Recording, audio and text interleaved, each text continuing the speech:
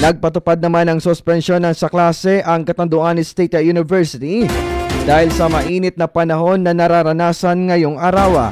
Base sa advisory ng DOST Pag-asa, umabot sa 42 degrees Celsius ang heat index sa lalawigan ng Catanduanes na nasa danger level at ang nasabing temperatura na maaaring magdulot ng sakit ng tulad ng heat cramps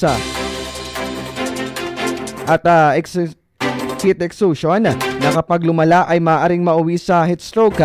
Samantala, naranasan naman ang 40 degrees Celsius sa probinsya ng Camarines Sur.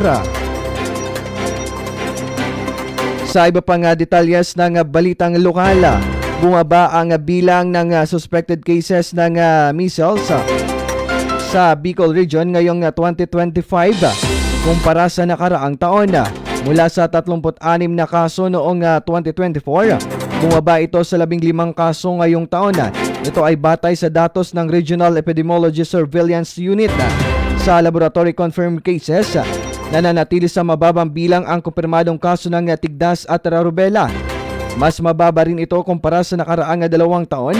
Ang rubella ay isang nakakahawang sakit na sanhi ng rubella virus at ang measles naman ay isang uri ng tigdas na sanhi ng virus. Samantala, isang positibong indikasyon ang patuloy na pagbaba ng case fatality rate or CFR na nanatili sa 0% ngayong 2025. Mula sa 2.32% noong nakalipas na taon. Ibig sabihin anya nito, walang naitalang namatay dahil sa tigdas ngayong taon. Bagamat bumaba ang kaso nito, ay patuloy pa rin ang panawagan sa publiko na tiyakin na kompleto ang bakuna laban sa tigdas upang mapanatili ang proteksyon laban sa sakit.